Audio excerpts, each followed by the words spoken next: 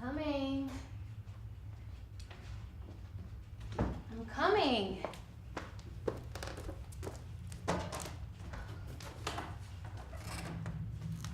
Jesus, I need a drink fast. Janice. What's the matter? Are you alright? I'm just super. Well, what time is it? It's late. It's like 3 o'clock. Hey, do you have a spare pillow I can borrow? I want to sleep on your couch tonight. I mean, certainly, if you need to.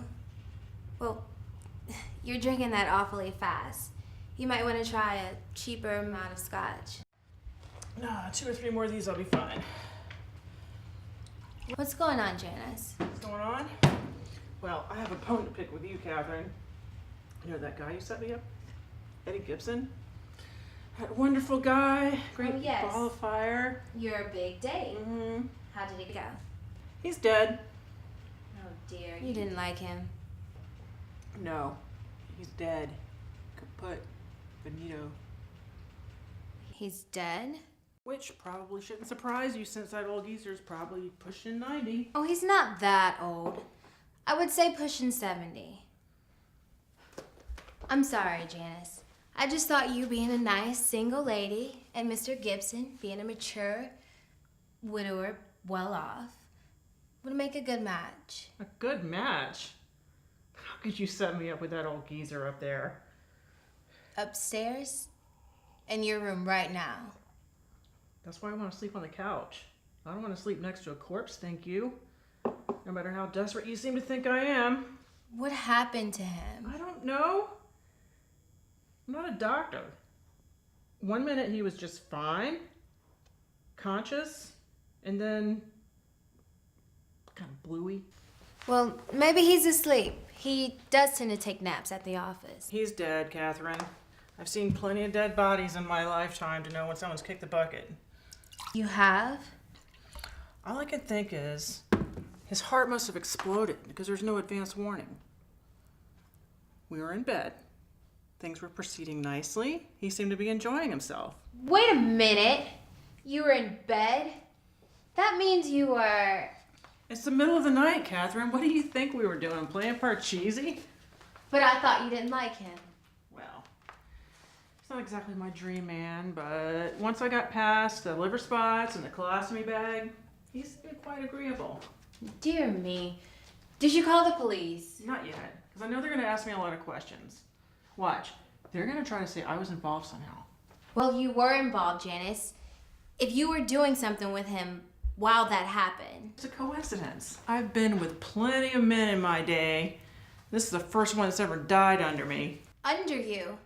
That means you were on top of him? Yes, Catherine, I was on top. We have the vote now, you know. Our options have expanded.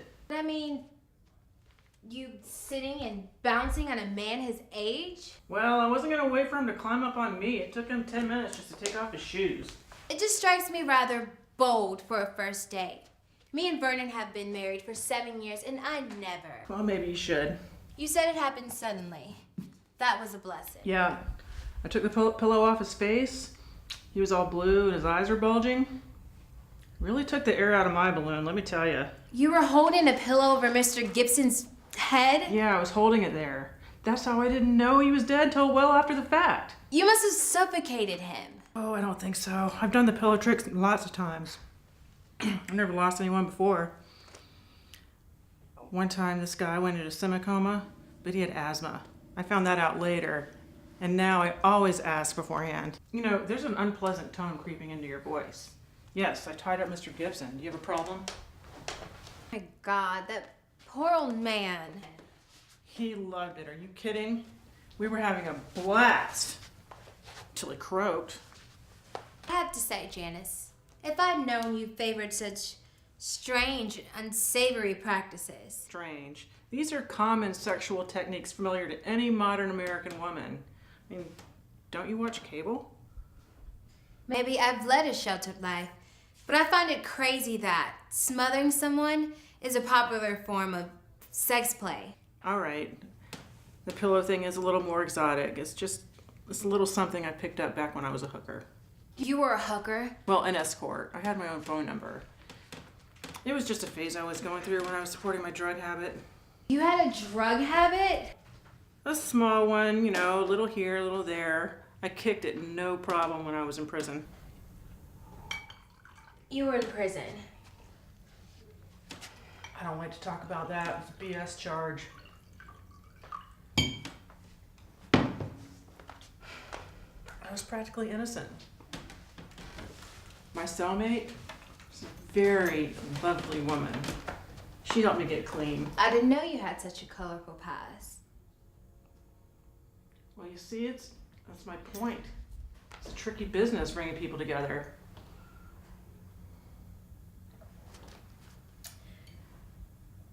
If I had known you were into such perverted or kinky things like that, I would have never set you up. It's obviously we travel two widely different circles. He's the one that wanted to get tied up, He's the one who brought out the maraschino cherries, and you know what else he did? Please don't tell me. You're hopelessly out of the loop. I should set you up. I know a couple of guys that could really clean the cobwebs out of your attic. I appreciate that, Janice, but I'm perfectly happy the way things are. At least, I think I am. Well, it's your life, Shirley Temple. Well, I think it's time we call the police about Mr. Gibson.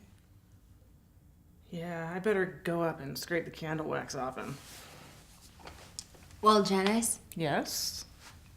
I'd love to hear about some of your lesbian experiences one day. Well, I'll bring my pillow.